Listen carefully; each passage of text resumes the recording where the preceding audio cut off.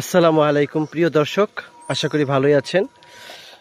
বিষয়টা হচ্ছে, আপনারা জানেন আমি তো এরকম মানে প্লাস্টিক সদৃশ এরকম একটা ড্রাম নিয়ে কাজ করি এবং এটা নিয়ে আমি চলে যাই বিভিন্ন জেলায় জেলায়।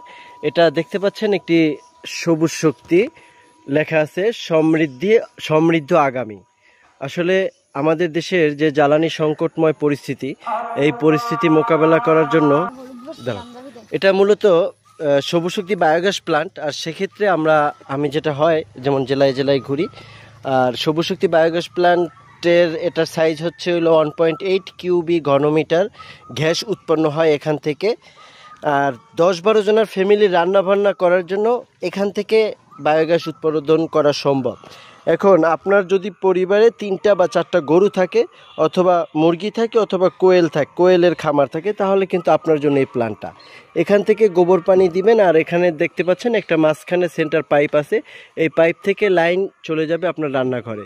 এভাবেই মূলত বায়োগ্যাস উৎপন্ন হয় আমাদের দেশে।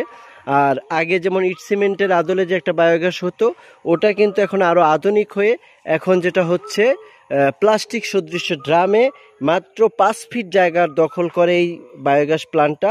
এবং এখান থেকে আপনার অতিরিক্ত জায়গার দরকার নাই, 10-12 জন ফ্যামিলির রান্নাবান্না এখান থেকে হবে। তো এই ছিল আমাদের সবুজ শক্তি বায়োগ্যাস প্ল্যানের জন্য বিস্তারিত